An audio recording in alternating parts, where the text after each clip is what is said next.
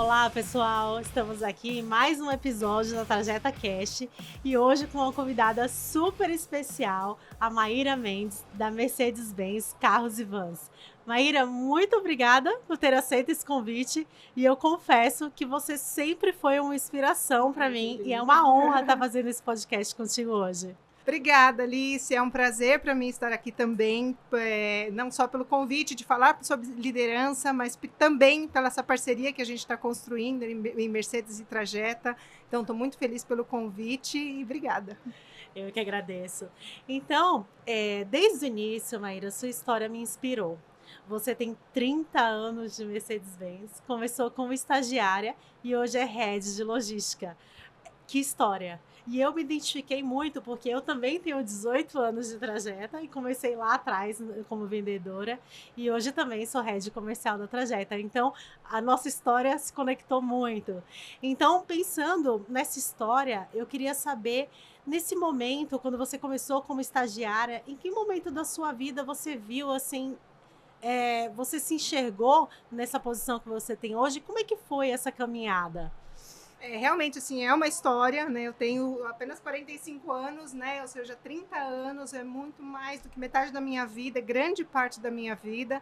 E ela foi até parte antes disso, né? Já é uma coisa desde criança. A Mercedes esteve presente na minha vida, meu pai trabalhou na Mercedes. Então, era uma coisa, assim, que realmente eu já sonhava, já me imaginava seguir os caminhos do meu pai.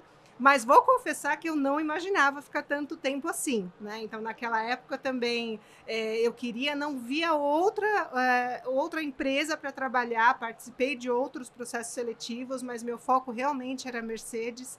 E comecei e ali fui trabalhando, colocando todo o meu coração, sem realmente essa expectativa de ficar a vida toda lá, né?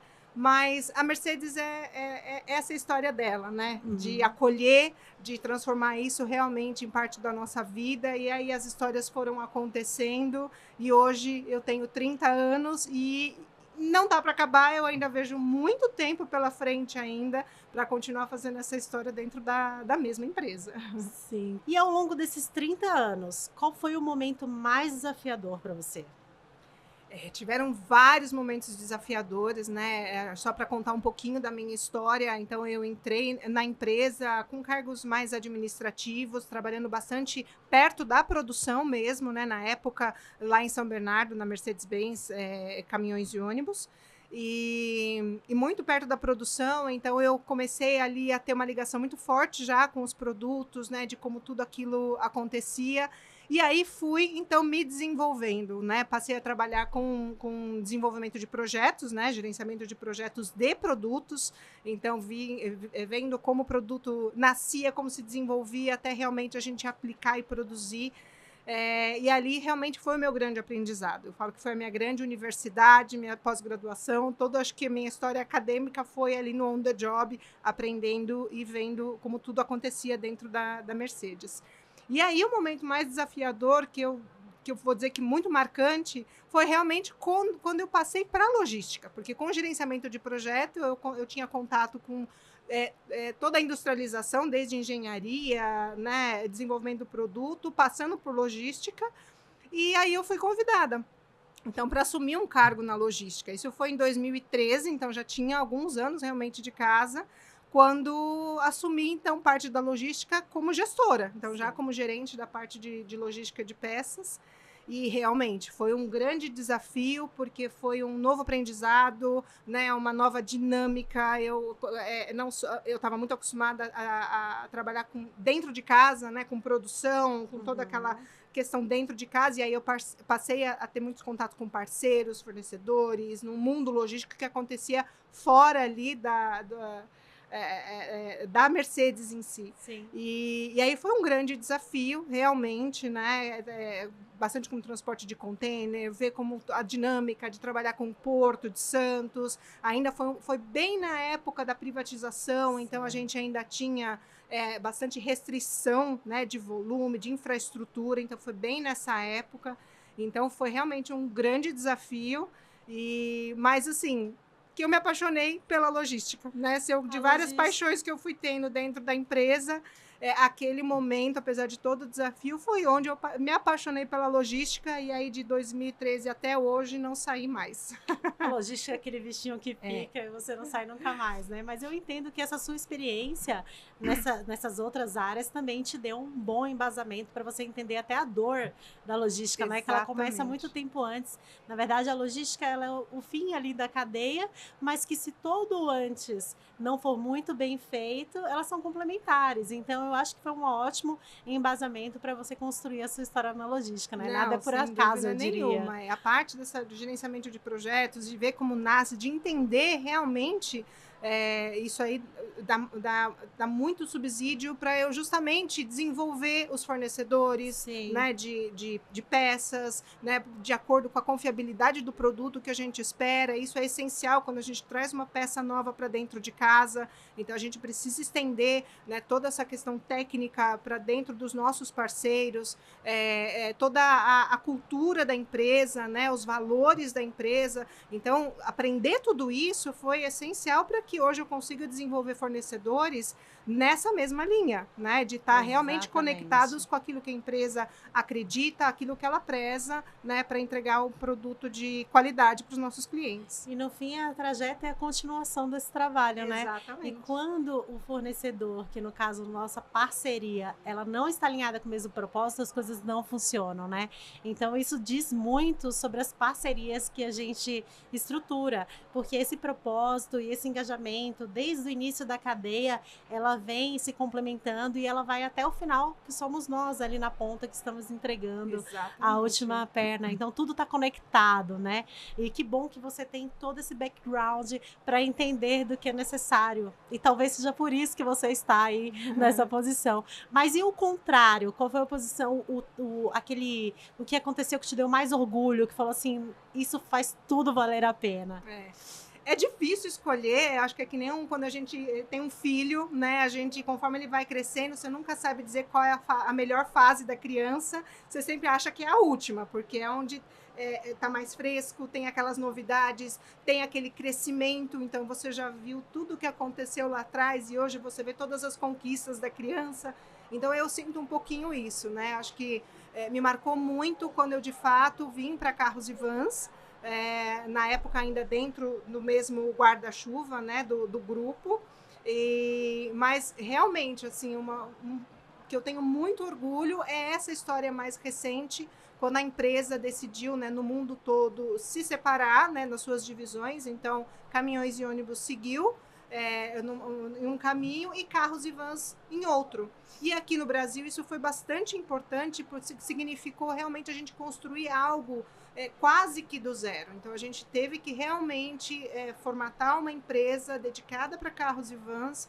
E para mim foi assim uma oportunidade que isso acabou caindo na minha mão para fazer essa construção, porque foi uma oportunidade de ouro que eu tive ali para poder, na época, construir um centro logístico, né, novinho, desenhar novos processos, investir em todos os equipamentos, mas aí olhando realmente para o perfil do nosso cliente, que era carros e vans. Sim. Então foi uma oportunidade de ouro, né, para a gente conseguir modernizar, né, as nossas operações, os nossos processos, escolher novos parceiros que estivessem realmente aderindo a esse mercado, né, de carros e vans, que é muito diferente de caminhões e ônibus. Né, a gente hoje tem essa diversidade, porque hoje a gente tem um produto, né, de luxo, que são os carros, né, um prêmio, que são as vans, que são utilitários. Então a gente também tem aí clientes que prestam muito serviço de cargas também. Então é um ramo bacana de mesclar esses dois perfis, mas realmente é diferente, né, de um transporte mais massivo, que é o de caminhões e ônibus. Então foi uma oportunidade assim maravilhosa da gente conseguir desenhar, sabe, um produto em termos de peças, né, de fornecimento de peças, realmente aí para os nossos clientes. Então para mim marcante hoje, assim, continuo passando sempre quando eu chego ali no CD da Mercedes-Benz Cars e Vans, né, brilha meus olhos, é o nosso bebê, é um orgulho que eu tenho certeza que vai ser para a vida inteira. Porque no fim você fez parte da história, né? E essa estratégia, ela deu um direcionamento e um foco. Então muda tudo, né? Muda e consequentemente, eu acho que antes até da estratégia, a cultura tem que estar toda engajada nisso, né? Porque uma coisa não anda sem a outra. Então hoje a gente vive um momento que essa nova geração busca crescimento rápido. E mudanças são constantes e tem a geração como nós que construímos uma carreira. Como é que você vê isso, Maíra? Essa geração talvez não queira mais a carreira, né? O que você diria? Qual é o conselho que você daria para essa geração? Realmente, assim, é uma geração diferenciada, né? Até pelas oportunidades. Eu acho que o mercado, ele evolui muito rápido. Então, realmente, né, os jovens querem surfar todas as ondas ao mesmo tempo. Mas eu acho que a minha trajetória foi marcada realmente por um crescimento do caminho, sabe? E não do fim.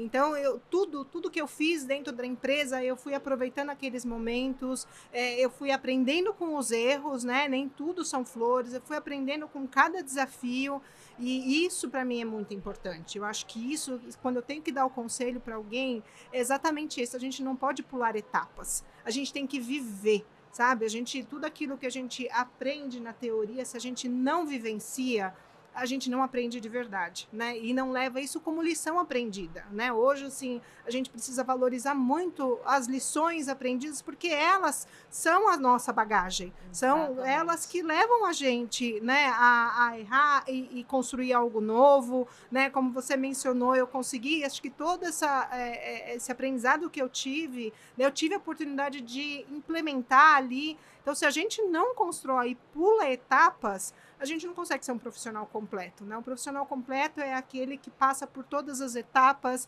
vivencia de verdade, erra de verdade, exatamente. Parte. E depois aprende com esses erros e vai lá e faz de novo, e aí tem a oportunidade de aplicar.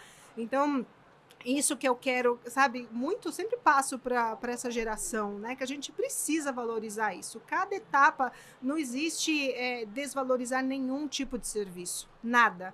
Tudo que a gente faz, seja ele, fala, poxa, mas eu faço uma partezinha tão pequena, tão mecânica. Não, tudo isso faz parte do aprendizado, né? É como a gente, quando está na escola, que a gente nunca sabe por que a gente aprende matemática se a gente nunca vai usar.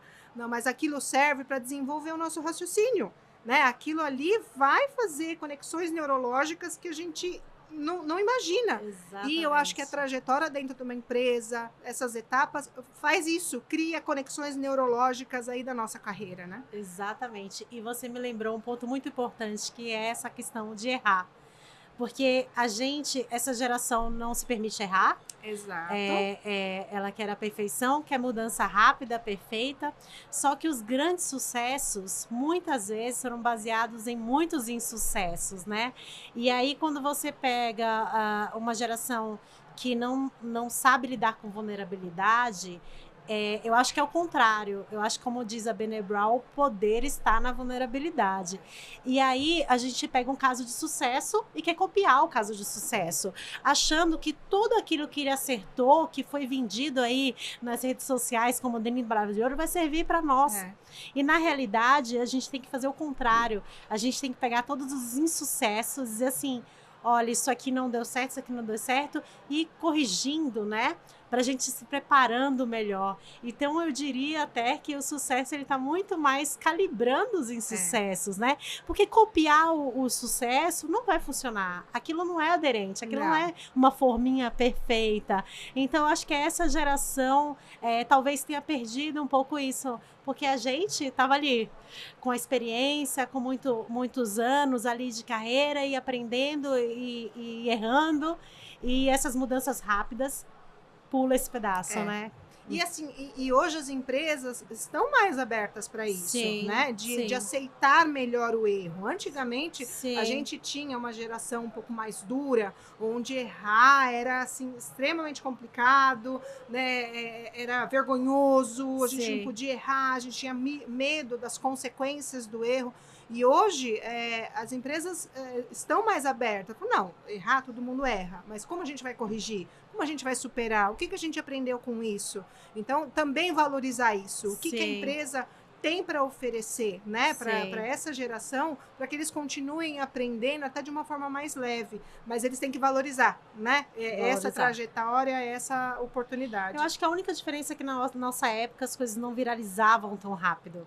Então, eu acho que a vergonha e a não permissão de errar tá justamente aí, porque tudo vai para as redes sociais e tudo É, viraliza muito isso é verdade. rápido, né? E na nossa época não, né? Era Ficava ali, ficava né? ali, né? Mas enfim, eu acho que existe o meio termo para tudo, né? Um equilíbrio entre a nossa geração e essa geração que a gente pode fazer um caminho de sucesso muito melhor, né? Agora, Maíra, eu queria te perguntar sobre essa questão da liderança feminina.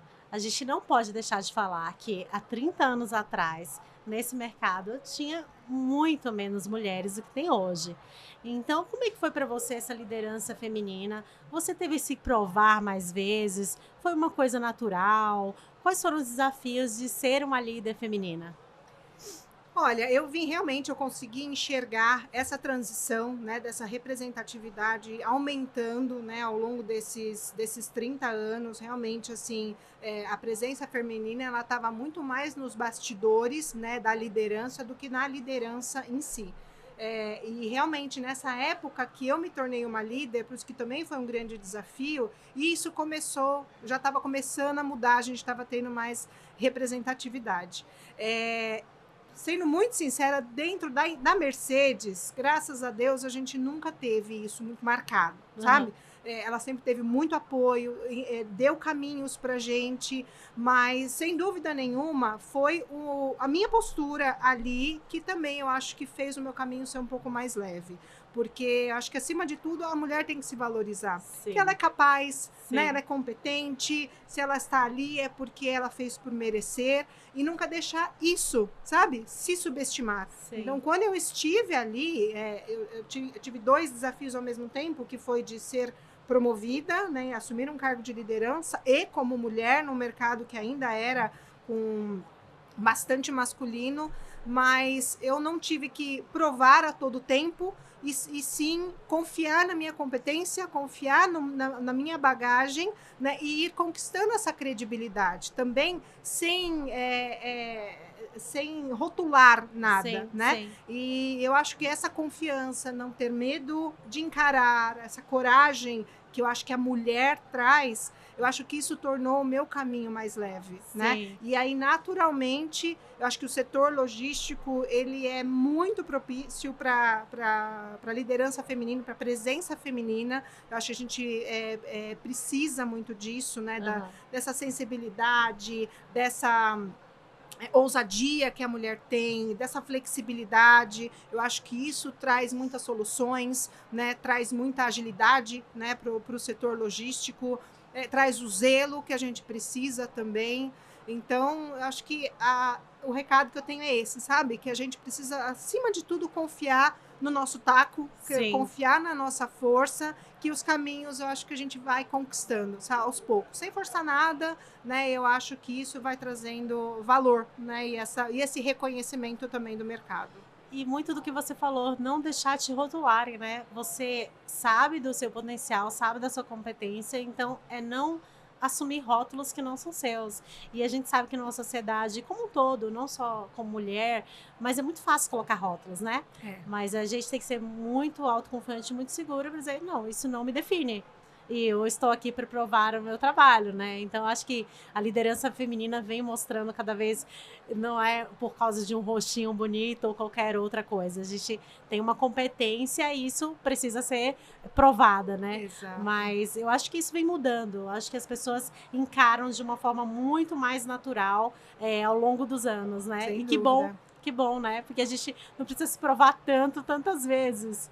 Mas muito bom. Maíra, eu acredito também que liderança não é só sobre resultado. Ela vem de muita consistência, caráter e principalmente desenvolver pessoas. Quais são os teus valores nesse sentido? Esse, sem dúvida nenhuma, um dos meus grandes pilares são pessoas, né? São pessoas. Eu já tive diversas experiências onde eu vi que de trabalhar com times diferentes, e que eu vi que isso, assim, o sucesso não está no gestor, não está na empresa, e sim nas pessoas, né? As pessoas constroem ali os resultados. Então, realmente, formar uma equipe coesa, onde todos têm os mesmos valores, né? Não precisa ter o mesmo perfil, pelo contrário, a gente precisa ter uma diversidade de perfis dentro de uma equipe, mas desde que todos tenham o mesmo valor, né? Eu costumo muito usar lá na empresa, que eu falo que a gente tem que ter um DNA. O sangue tem que correr nas veias ali com um DNA, com o mesmo propósito, né, seguindo os mesmos valores. Hoje a gente tem os nossos pilares de valores lá, e quando a gente vê que a coisa começa a afetar um deles, a gente vê um impacto imediato nos resultados.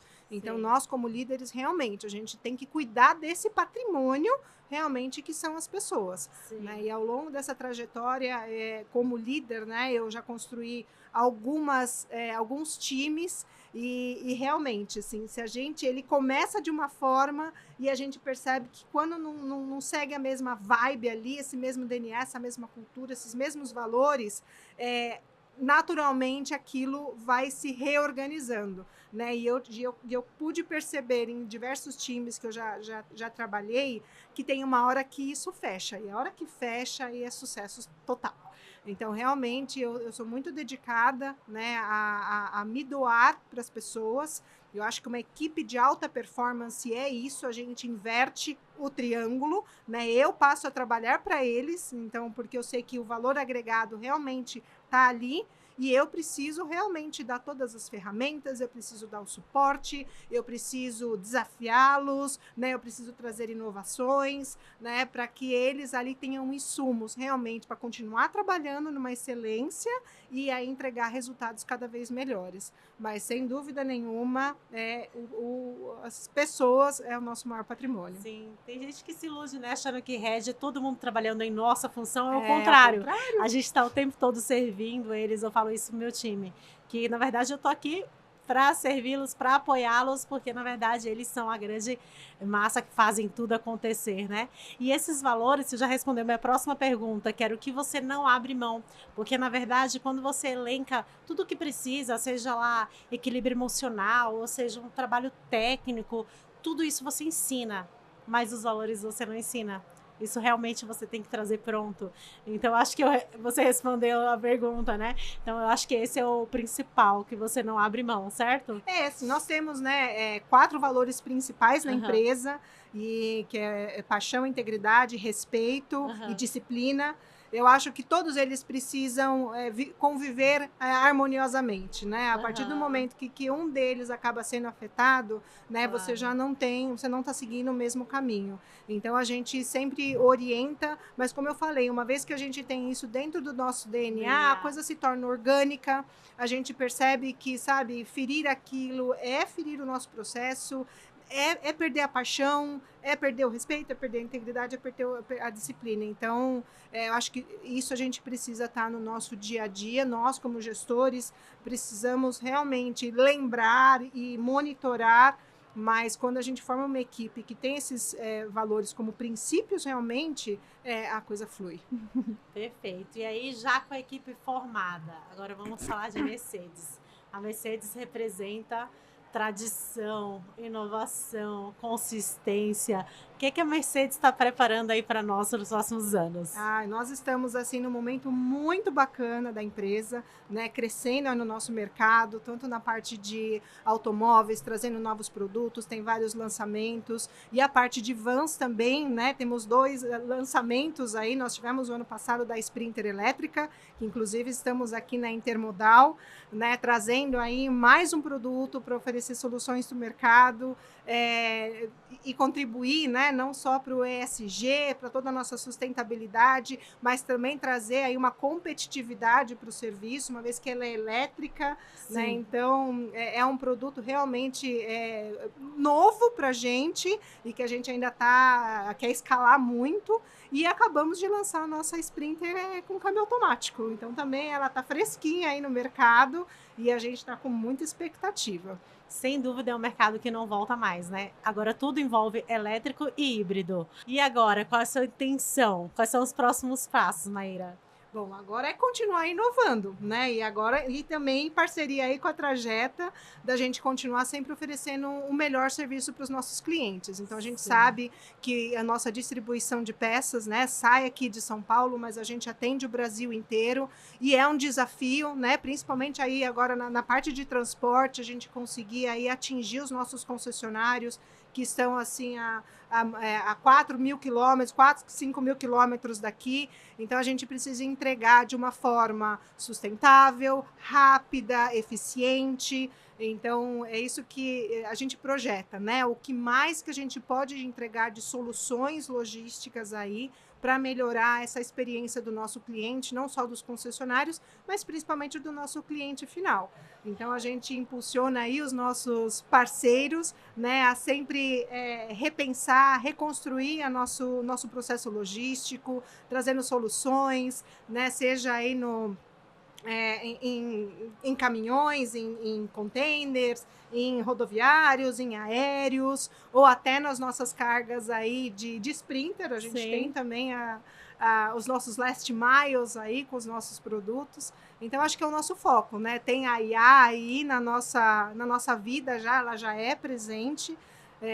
Então, a gente assim está com bastante foco nisso, em continuar sempre inovando para melhorar aí cada vez mais a excelência do nosso produto e do nosso serviço. E não é à toa que a gente está aqui junto. Tem sido uma parceria de grande sucesso, a gente vem crescendo e é um orgulho para nós ter a Mercedes como cliente. Então, Maíra, eu acho que a nossa conversa deixou uma mensagem muito clara.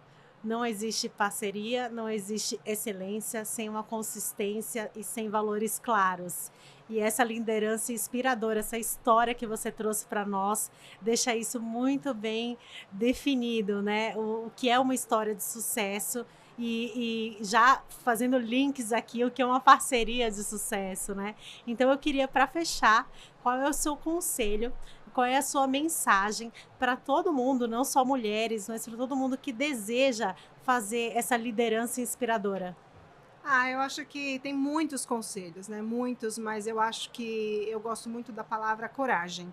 Né? Eu acho que a gente tem que ter coragem, né? Seja entrando no mercado de trabalho, ou já seja dentro dele há muito tempo. Eu acho que é sempre hora da gente ousar, ter coragem de ir atrás, ter coragem de se desenvolver, nunca é tarde para aprender. Né? Eu estou agora nessa disruptura, né? Depois de 30 anos, tendo que aprender uma nova tecnologia. Então, tem que ter coragem, Claro. né? E eu acho que isso aí é o que move a gente, né? A coragem leva a gente a fazer coisas ousadas traz o orgulho pra gente, traz força pra gente continuar. Então, eu acho que esse é o conselho que eu deixo, né? Tenha coragem e Com desbrave aí certeza. esse mundão. Eu amo essa palavra, porque se a gente não tiver coragem, a gente não sai do lugar, o medo vence e a gente estagna, né? Então, eu acho que você fechou com chave de ouro. Maíra, muito obrigada. Agradeço a todos que nos assistiram e até o próximo episódio. Tchau, pessoal. Tchau, pessoal. Obrigada.